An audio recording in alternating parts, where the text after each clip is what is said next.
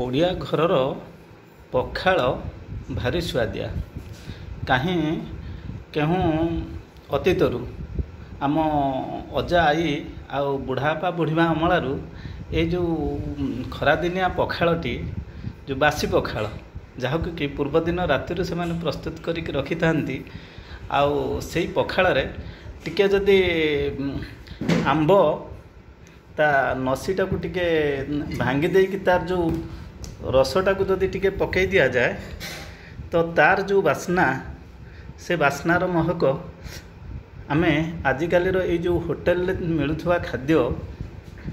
ତାଠି ଆମେ ସେ ବାସ୍ନା ଆଉ ତାର ଯେଉଁ ସ୍ୱାଦ ଆମେ ପାଇପାରିବାନି। ମୁଁ ଯେତେବେଳେ ଛୋଟ ଛୁଆ ଥିଲି, ମୋ ଆଈ ଘରକୁ ଯେତେବେଳେ ଯାଉଥିଲି, ସେ ସମୟରେ ମୋ ଆଈ 4ଟା ବେଳେ ଉଠିଲେ ସେ ଯେଉଁ ପଖାଳ ଭାତରେ ସେ ଯେଉଁ ଆମ୍ବ ଟିକେ ଭାଙ୍ଗି ଦିଏ, ତାର ଯେଉଁ ରସ ଟିକକ ପଡ଼ିଯାଏ, ତାର ଯେଉଁ ବାସ୍ନା ଆଉ ତା ସହିତ ପିତା ଗହମର ଯେଉଁ ଗୋଟେ କରିଥାଏ ପୋଡ଼ା, ତାର ଯେଉଁ ଟେଷ୍ଟ,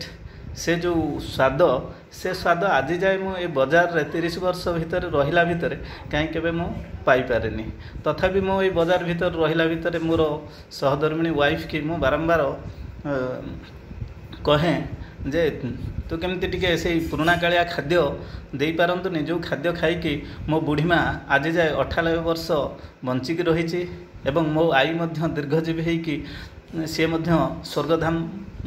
ଗଲେ। ତ ସେଇ ଦୃଷ୍ଟିରୁ ମଝିରେ ମଝିରେ ମୋର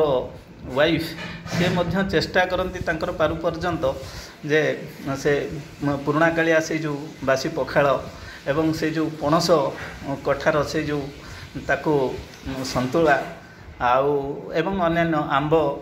ଚୁରା ଏବଂ ତା ସହିତ ସେ ଯେଉଁ ଶାଗ ଖରଡ଼ା, ସେ ପୋଟଳ ଯେଉଁ ତା ଭିତରେ ସେ ବାଦାମ ମସଲା ଦେଇକି ତାକୁ କରିବା, ଯେଉଁ କଲରାରେ ସେ ଯେଉଁ ଗୋଟା କଲରାରେ ସେ ଯେଉଁ ମସଲା ଦେଇକି କରିବା ଏବଂ ଏତଦ୍ ବ୍ୟତୀତ